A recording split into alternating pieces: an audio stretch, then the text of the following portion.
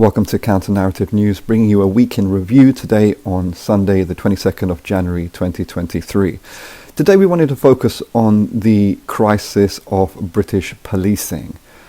As we have seen day after day, there is endless scandals about another police officer being exposed for being a violent misogynist or a violent racist or being corrupt.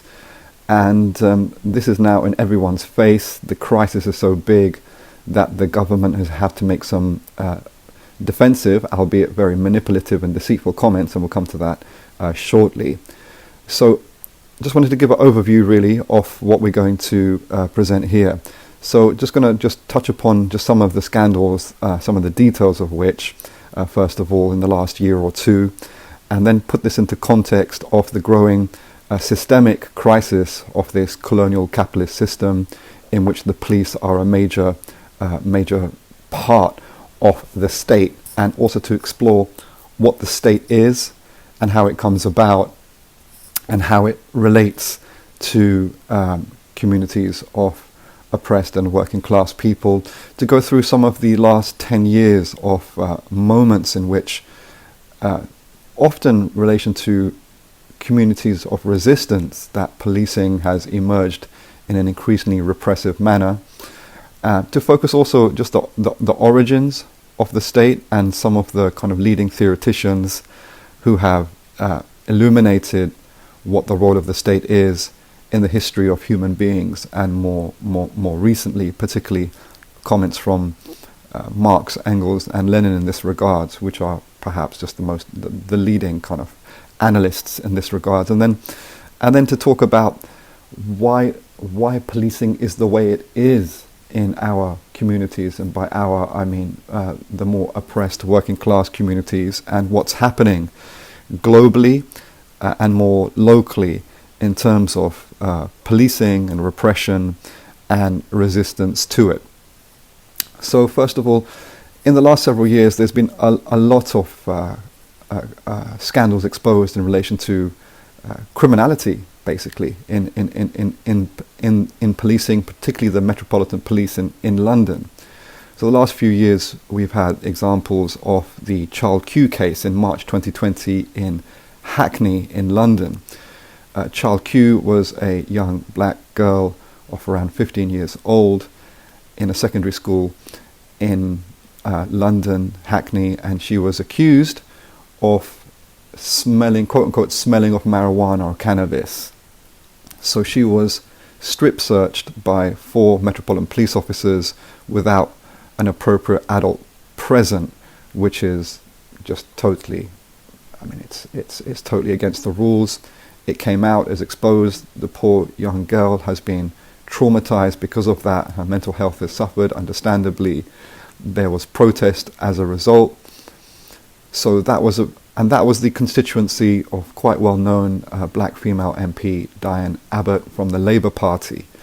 I mean, it's a connected, very awkward issue that Diane Abbott and her close colleague Jeremy Corbyn, who was the former leader of the Labour Party from 2016 up to late 2019, early 2020, also advocated for tens of thousands of more police in our communities as an official position of their manifesto. But we'll come to that as well shortly in terms of policing as it pertains to the internalized colonial repressive politics that is across the political spectrum and on the so-called left as well. Then we had the case of Wayne Couzens in the earlier part of the pandemic and lockdowns of 2020. Wayne Couzens was part of the security detail at the US Embassy. He was a arms-carrying Metropolitan Police officer, and this poor young woman called Sarah Everard was kidnapped by him, tortured, raped, and killed. And that came out, and what followed was a movement led by women opposing this institutional violent sexism and misogyny in the police force, which itself got met by violent policing, the demonstration of women protesting that. And then more recently we've had the case of David Carrick, who's probably one of the most prolific, apart from, what's his name, the guy on the BBC, Jimmy Savile, who conducted sexual assaults through the institutions of the state, the BBC, with collusion, it seems, from the NHS, from the royal family even, and other parts of the media for his sexual assaults on children for a good part of 5 decades. But David Carrick, also a Metropolitan Arms carrying police officer, also part of diplomatic security detail, has been exposed and has pleaded guilty to dozens of charges of rapes and sexual assault, which he conducted over a 20-year period as a serving officer of the Metropolitan Police. There's also the case of Nicole Smallman and Bibba Henry, who were killed in a park in North London, in which police officers took pictures of their, I'm sorry to share this, it's very upsetting, of their bodies, and shared it in group chats with their other colleagues in the police force. So all of this really points to an institutional crisis of racism and violent misogyny in the police force. Now the police were forced to admit that they were quote-unquote institutionally racist after the big grassroots campaign around the racist killing of Stephen Lawrence in the early 90s in southeast London.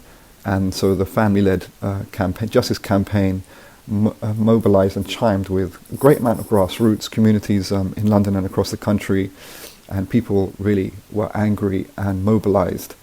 And through this struggle, there was the Police Reform Act of 2000, in which the police had to admit that they are quote-unquote institutionally racist. But all of this points to the fact not only are they institutionally racist, which senior police have starting to deny that in the last 5 years or so, but that's just the case. But now it's quite clear that there's an institutional systemic problem of misogyny as well. None of this is particularly new. They've always been like this. It's just that because of as the capitalist crisis deepens, repression grows to attempt to control the masses, and so policing, it becomes more exposed in its repressive character. Then there's also the case of the August 2011 uprising. We'll go into the pandemic and the policing around that, the killing of young black man Chris Carbon, September 2022 last year. And then we'll talk about, the comments from the Tories and Sir Mark Rowley, who's the head of Metropolitan Police in London, and how this is very manipulative and frankly just lies in their defensive comments. And then finally we're going to talk about just policing as it manifests in our community, as it particularly directly relates to finance capital. Now, finance capital is the dominant section of the ruling class in a capitalist country. It's the combination of like industrial capitalists and then banking capitalists. Its institutions are found particularly in the City of London. And then we'll talk about finally grassroots resistance globally and what the challenges are here today. So with the Child Q case in North London, over a 2-year period around 2020, there was nearly 700 incidents of police conducting strip searches of children in schools, which in itself is just it's just mind-boggling how this can even happen without major protest at school gates to expel these. This is an institution absolutely designed to make all the oppressive, disgusting decisions around people in general, and particularly young people and young black and brown working class children in schools. So 700 children strip searched, 58% of them black boys. It's just an alarming this really alarming situation that the figures reflect. And then we have the Wayne Couzens situation with killing and raping Sarah Everard, and then more recently David Carrick, etc. So all of these things are quite interesting because they're in a time frame where people are increasingly under pressure because of the nature of the capitalist system. I mean, everyone knows the rich get richer and the poor get poorer, and that's the direction of travel that we're in under this system. And in that, as the richest seek to take advantage of crisis to chase their upper rate of profit, and that's the capitalist system. In the capitalist system, it's not just profit making, but it's total monopolization of power, and in economics, to seek the absolute top rate of profit. And then globally, that's super profits from the so-called third world labor and environment and nature. So as that develops, they have to try and control the social reactions that increasing exploitation creates, which can be, people being unable to afford certain food, so some people deciding to take things from shops and not to pay for it, and then the policing around that, the prison system, the whole kind of benefit system, the social security system gets tightened up, gets more repressive, and political policing as well, in terms of developing the police state in a racist and anti-working class manner, be it around Islamophobia and so-called war on terrorism, and controlling communities in that way to divide them. I mean, it's complicated. I can't go into all of the details of which. So, but August 2011 was interesting. So August 2011 saw London armed police kill Mark Duggan, who was a well-known figure on amongst young crews of the well-known Broadwater Farm Estate in North London in Tottenham. Broadwater Farm Estate has a history of black grassroots resistance, particularly in the mid-1980s when there was an uprising. And a police officer, PC Blakelock, lost his life in the disturbances in the uprising on the estate, and it still haunts the police. And I think PC Blakelock's radio messaging as he was losing his life is still part of police training, I'm told. But in August 2011, Mark Duggan, who was a part of the crews on the estate, well-known figure, was killed. And this sparked a 3-day uprising, first in London, then across England, right up to the northeast and then the northwest, right down to the southwest of regions of the country. And it was an interesting moment because basically a lot of the crews on the council estates who are set up to have conflict with each other by the state in lots of direct and indirect ways, communicated to each other very explicitly, and the BlackBerry Messenger was the means of communication largely at that time, to say the beefs, quote unquote, between them, the differences, the conflicts between them are suspended, and there's unity in relation to the police in this context. So they rose up, they fought the police, they took some things from shops. 5,000 people eventually went into the prison system, some of which were just mothers, taking nappies, some of which were just people taking bottles of water. But what the uprising showed was however much the state has bodies of repression, very much including and centrally policing, that if there's a critical mass, the police by themselves can't actually handle the situation. And observing the uprising in different communities, it was clear that they lost control totally, and some of the young people and not so young people from the council estates dominated the country and the streets for several days. In these contexts, the state, having been unable to control people just through policing, can then resort to other much more violent and repressive means. That includes other sections of the police themselves, more armed sections, and it used to be called the Special Patrol Group, and today it's called a Territorial Support Group. So it was the SPG in the 80s, now it's called TSG, which is a specialized unit of torturers, frankly, and people, police officers who are trained in very violent methods of crowd control and riot situations, etc. So the state can bring in more repressive bodies of policing, and then ultimately they also can bring in military police and the army as well. But states, sophisticated repressive capitalist states, tend not to do that because it exposes the charade of so-called democracy, and it also tends to indirectly inspire more resistance. And you can see that in Peru today, where the more the state represses, the more people come out and more militantly they come out. So It's not always the case, because it's a balancing act between repressing and not sparking further resistance. But that's really dependent on a number of things, particularly the consciousness and the organization of the oppressed peoples and working class peoples. And the context of August 2011, there was no organizations. It was that led that uprising. It was a spontaneous uprising that didn't even give birth to any real organizations as such. So it was quite easily kind of just battened down and repressed. And then there was a demoralization after that on the council estates, because 5,000 people went to jail and there was no defense campaigns around those people. But it still lives on the council estates as a great uprising, and there's a lot of warm feeling to it. It's like a popular folk story now. The deaths in police custody and deaths by police hands is something that happens quite regularly and frequently in this country and across the world. And we direct people to the United Friends and Family Campaign, UFFC, which is the main body that campaigns around it, that organizes these family-led campaigns around these issues.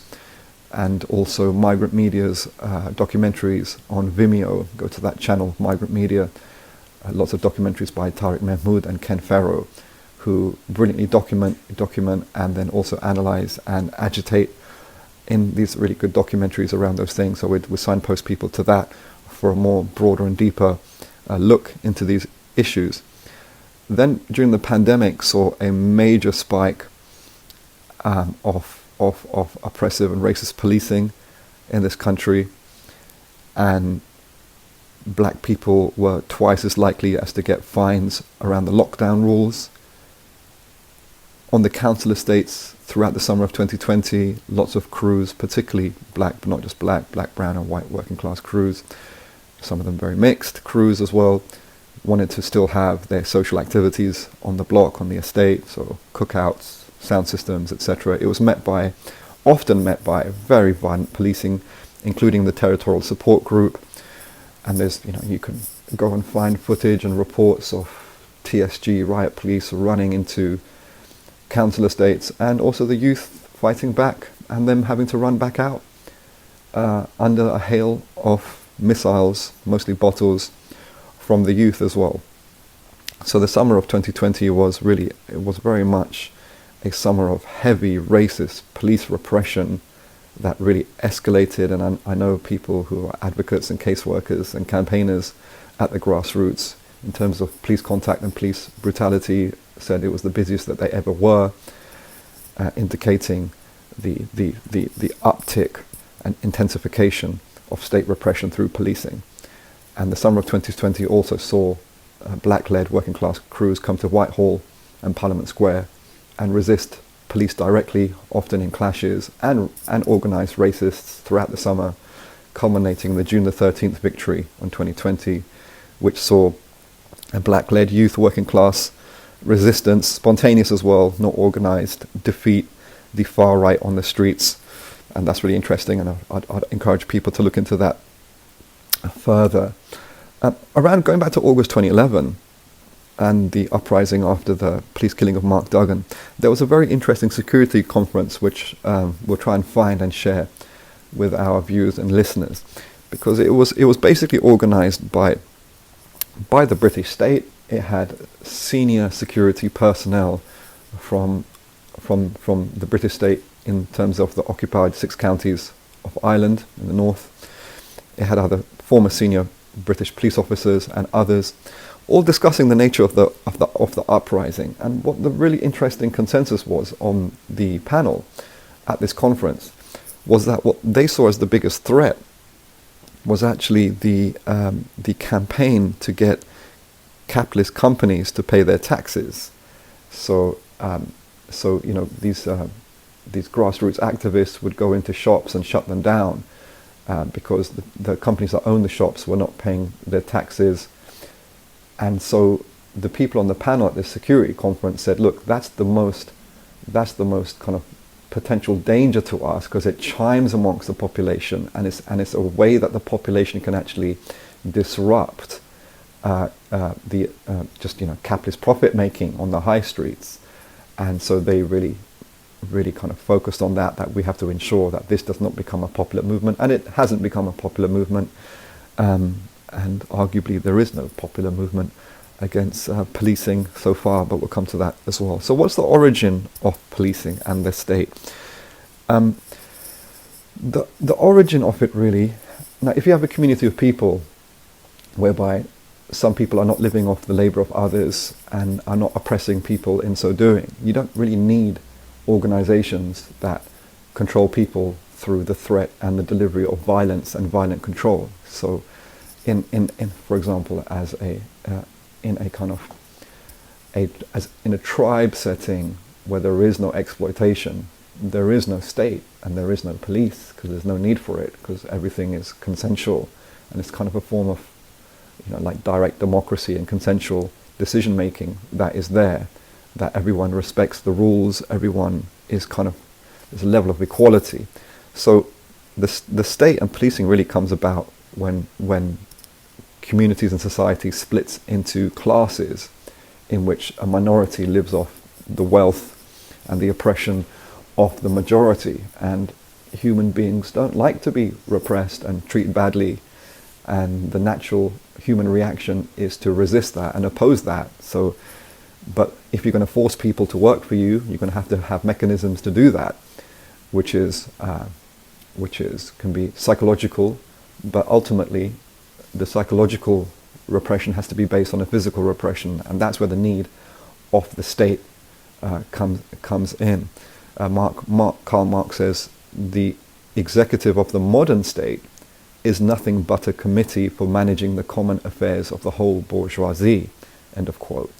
And what he means by that is, if you see the state today, the so-called justice system, policing, other organs of the state, the army, the parliament, the social security system, the intelligence services, even schools, even NHS, all of these are bodies of the state that are there as a general combined network of bodies that manage the running of society for the interests of those who are the most powerful in society, the political and the economic ruling classes.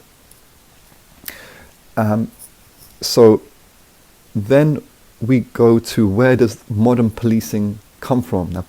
Now modern policing in Britain starts with the Metropolitan Police around the early 1850s. That's when it started, and this was a moment in which the state was defensive on two major fronts. Primarily on the global front, because this was the height of British colonialism around the world, and at its height there was a lot of resistance against British colonialism, particularly in the Caribbean, particularly in Jamaica, and also very much especially in India as well. In the whole 19th century, the biggest, most intense and the longest uprising was the 1857 First War of National Liberation and the War of Independence in India, which saw Indians just across the country resist for several years British colonial rule there.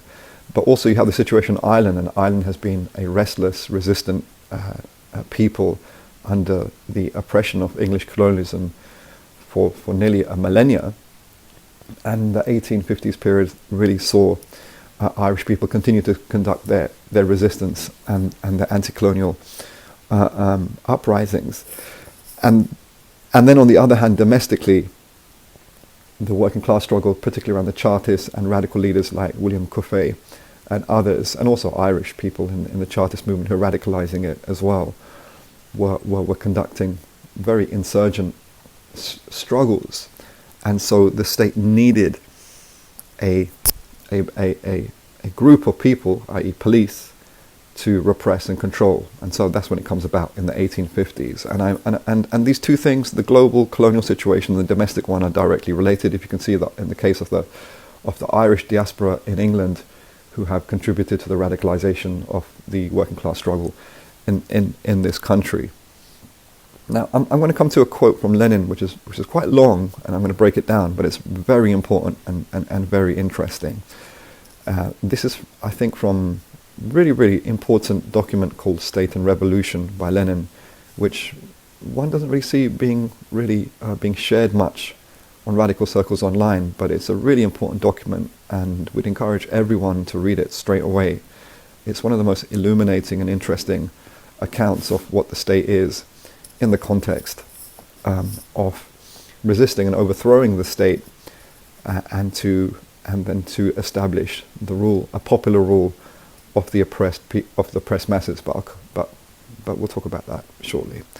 So Lenin says here, so he's talking about Marx's theory on the state. He says, what is happening to Marx's theory has, in the course of history, happened repeatedly to theories of revolutionary thinkers and leaders of oppressed classes for emancipation. During the lifetime of great revolutionaries, the oppressing classes constantly hounded them, received their theories with the most savage malice, the most furious hatred, and the most unscrupulous campaigns of lies and slander. After their death, attempts are made to convert them into harmless icons, to canonize them, so to say, and to hallow their names to a certain extent for the consolation of the oppressed classes, and with the object of duping the latter, while at the same time robbing the revolutionary theory of its substance, blunting its revolutionary edge, and vulgarizing it.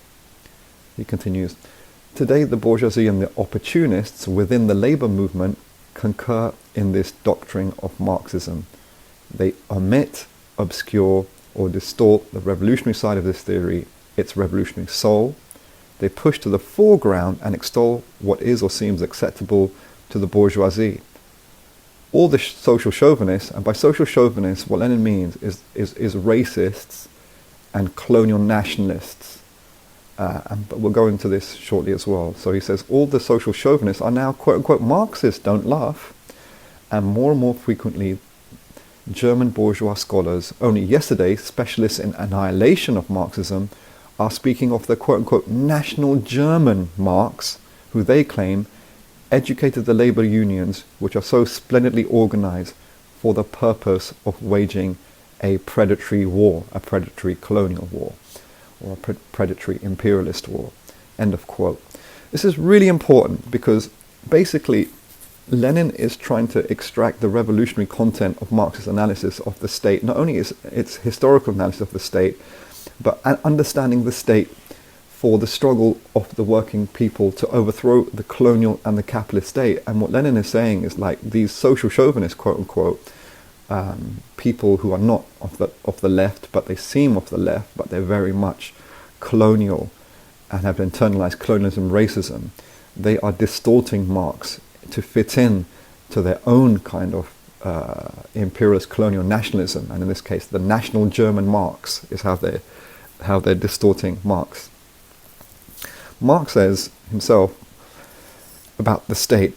He says that these antagonisms, class antagonisms, might not consume themselves and society in fruitless struggle. It became necessary. So as society splits into classes, for the society not to just consume itself in a civil war, basically, he argues it becomes necessary to have a power seemingly standing above society that would alleviate the conflict and keep it within the bounds of order, in inverted commas, and this power arisen out of society but placing itself above it and alienating itself more and more from it is the state. Really, I mean, amazing, really just profound quotes here. And so, yeah, like, so the state and the police, they try, still today, they try to say, look, we're neutral arbitrators. We are objective. We are justice. We are law and order. And this is, abstracted to be universal and not to be questioned. That's how they want to present themselves. When it comes to what Lenin talks about, the social chauvinists, and we go back to Diane Abbott and Jeremy Corbyn here, and also very much Keir Starmer today, who's a very kind of naked right-winger leading the Labour Party. And why wouldn't he be? He's former Director of Public Prosecutions. He's the top cop, the top repressive police officer in the justice system. It's just quite crazy situation. But also Jeremy Corbyn, who there's perceptions he's very left and all that.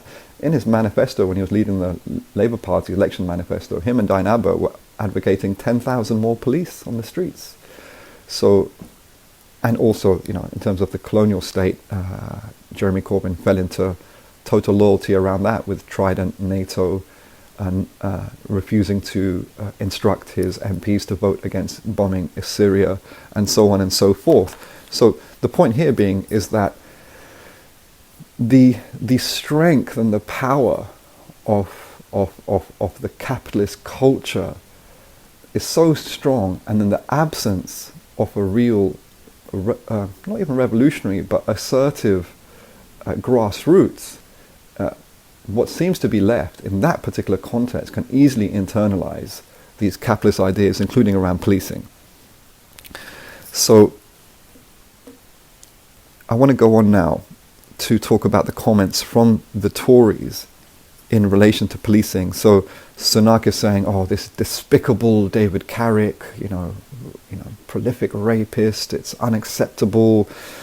And Sir Mark Rowley, head of the Metropolitan London Police, saying, "I have tens of thousands of wonderful police officers, and there's just several hundred, bad apples that we need removing, and I'm dead set in doing that." And so you got this far right Tory government of Sunak, and then Suella Braverman is just another far right lunatic in the Tory government, also talking about, yes, we must weed out all of these horrible, bad police officers, but this is all just lies and nonsense and manipulation, because on the one hand, they're claiming that this is a problem and they're going to address it, but on the other hand, they're strengthening policing around racism and misogyny and against the working class. In the cost of living crisis, there's no relief for people. People are taking to, a step in the right direction, but still one-day strikes don't win anything. A lot of people are taken to unions and trying to conduct some kind of pushback. That's the only real pushback happening in society. And so, but then the Tory far-right state wants to bring in legislation to basically outlaw trade union strikes.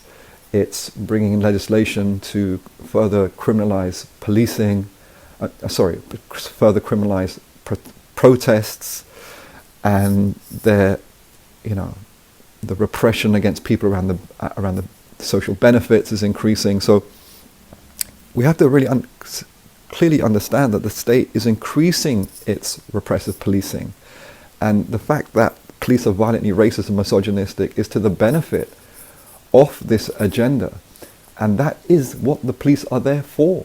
It's to violently control and to smash down people. So in an attempt to subdue them. Now, we've had a general strike in France just a few days ago, and the riot police were there attacking and battering and injuring people, but people fought back and people resisted that. And you see riot police cornered in streets, under a barrage of attack. You see the same situation in Lima in Peru. You see the same instances all across the world, some instances in China recently, and so on and so forth. So this is what they want policing to be. It's just because, as aforementioned, that because the capitalist crisis is developing, so the ruling classes want to extract more profits out of a people that are suffering, then the state repression grows and the policing grows in those contexts. We wanted to really focus on one particular very important issue in all of this regards, which is, what is the nature of policing in our communities and why is it that way? Now, of course, yes, policing is there to repress in the interests of the ruling classes in a context of growing capitalist exploitation and repression. That's true. But there's one thing that is often just absent in this analysis, is the direct link between policing and finance capital, between policing, repressive policing in working class communities, and financial management services, which is the same thing as finance capital. It's what's popularly called the developers, who try and grab land to build on it, new builds, so that global capitalist investors and also domestically can invest their money to have returns. So in the global capitalist system, if you've got millions to invest, one of the places to invest with the greatest returns for your investment is actually is property in Britain, and particularly in places like the southeast in London. And so so here we have a situation where you can see this very clearly. Now, for finance capital to achieve its agenda to make these developments in communities, it needs communities to be divided and not to oppose these things. And so police brutality, stop and search of young people, disproportionately black and brown people, the target of that is to say to people, look, stay in your homes, don't talk to each other, don't organize with each other, don't raise your collective concerns in your community as pertaining to housing, green spaces, playgrounds, and other issues. You know, we're going to keep you in a corner so you don't oppose what we're doing here for our own interest, which is against your interest. You know, taking away your daylight and your sunlight, building horrible structures, making housing increasingly unaffordable in so doing, etc. So that's the purpose of policing. And then the developers and what's called, who are finance capitalists, the finance capitalists then collude with the local council and the local authorities. So the local council often gets a cut from what the developers are doing. And this is even formalized, that a development goes up, something, you know, a small, tiny percentage goes to the local council to develop some just tokenistic, very small, and often doesn't even happen itself, just a small kind of thing on the side of the big development. And then this whole structure of corruption also encapsulates a lot of the political parties, local councillors, the local council, often corrupt tenants' residents associations, the local MP.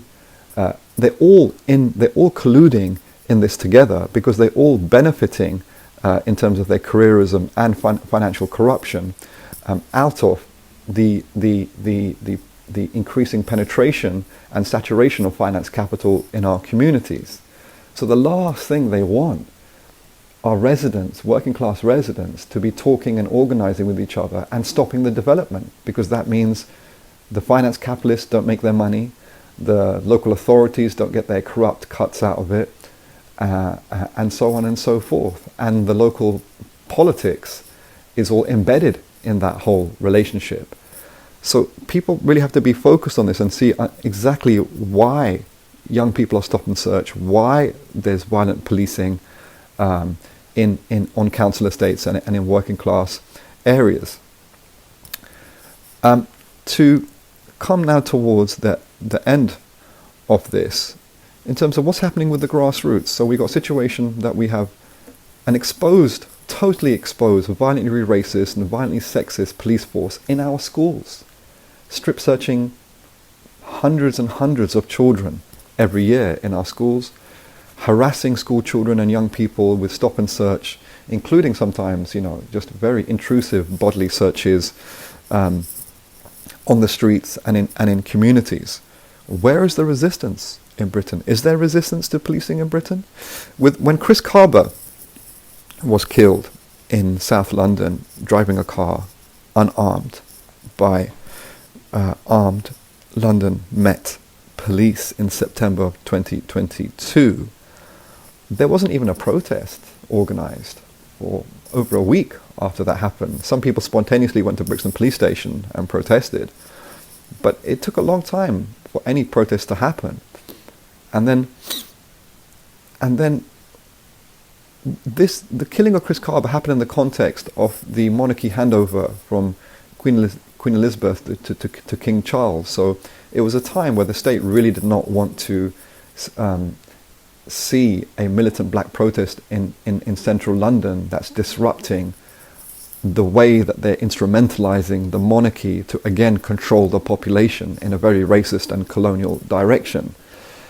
So quite successfully, the state has managed to, as in the case of other major incidences around Child Q, also the Nicole Smallman and Bibba Henry incidents with the police taking pictures of their bodies and sharing a WhatsApp, even in the case of Sarah Everard, and now the case of David Carrick, the most prolific rapist in the London Met Police for 20 years. There's no mass uprising. There's not even a mass uprising. There is no picture of people coming out and demanding their human rights by any means necessary, in a very assertive, confident, collective manner. It's absent, and this is very, very disconcerting. The Chris Carber campaign also saw the main coordinator, the Chris Carber, have secret meetings with the London Met Police Chief, Mark Rowley, and quite proudly saying, I've had a secret meeting with him, and he's asked for the meeting's details to be kept confidential, and I'm going to respect that going forward.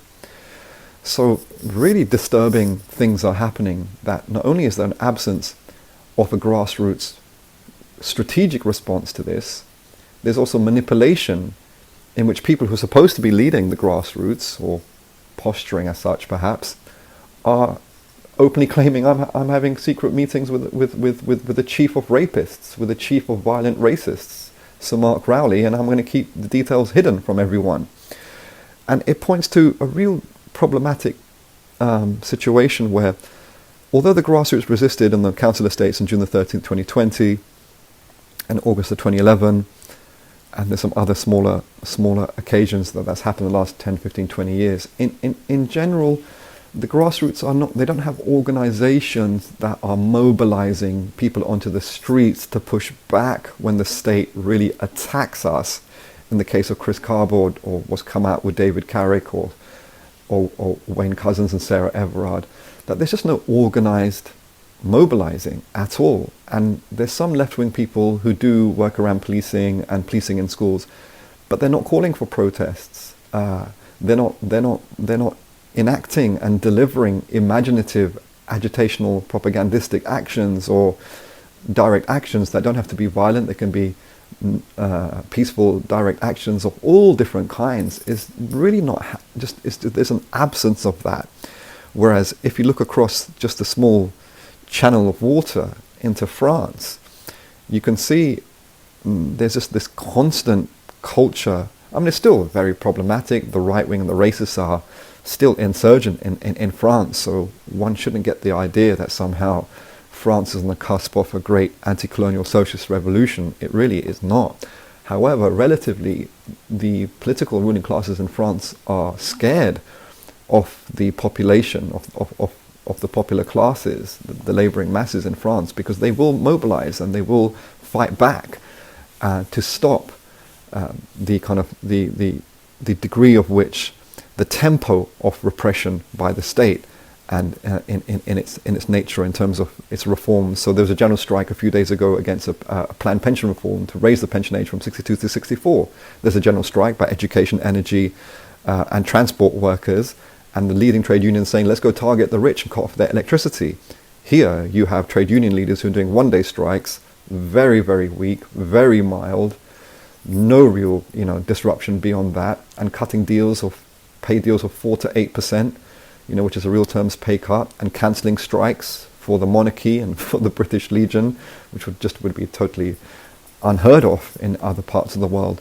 And in France. So we are still in a general atmosphere of demobilization, with the only thing really kind of positioning things, shifting things slightly to a better direction, which is the strike movement. Now pressure is building in this country. It's not like things are standing still. They're not. People are under increasing pressure on the cost of living crisis. Policing and repressive legislation is increasing. People are taking to strike action. Policing is exposing itself. It's totally exposed now. It's totally exposed like it's never been before. I haven't had the time to go into policing before the 2000s, the 90s and 80s and before so much, but there's a long story there as well. But the pressure is building in a certain direction. And so it remains to be seen what happens next here. But we have to keep in mind that the grassroots have no organisation, and they haven't formed new organisations for decades now. And the left have demobilised, particularly in the Corbyn Labour Party years. It was a profound historic demobilisation in that period for which we haven't recovered yet. So let's see what happens next. Now, so I hope that's been of some use. We feel it's really important to discuss this whole policing issue, because there's many aspects of this conversation that is not being included in the kind of conversations and the debates that's happening that inform some kind of strategic grassroots response. So the challenges going forward really is to have protests outside police stations to say you are not welcome in our communities, to identify individual police officers who are recurring, whose repression and brutality sees a recurrence of that type of behavior in our communities, to get their name, to get their PC number, to put posters up, to get on social media, and to expose them in a framework of exposing the whole repressive nature of the state and policing in this regard, to mobilize education staff, education workers, and families and adult carers of children in our schools to say, look, police should not be in our schools. They are not fit for that purpose at all. They need to be expelled and removed from our schools immediately. We need to be organizing and exposing the collusion of repressive policing in our communities with the local political parties, councillors, MPs, the local council, local authorities, corrupt tenants, residents associations, and so on and so forth. This is the type of political culture that needs to be built to defend our humanity in the context of this growing repressive conditions that we face. So that was Counter Narrative News, bringing you Week in Review today, Sunday 22nd of January 2023. All comments, critical feedback is very welcome. Thank you for those who have subscribed already to our YouTube channel and following our Twitter page at counter_CNN. Please do encourage your contacts and your friends and colleagues to subscribe and follow us, to comment, like and share, and to share any kind of news pieces that you think we should be delivering in our daily news and our Week in Review. We wish you all the best. Thank you.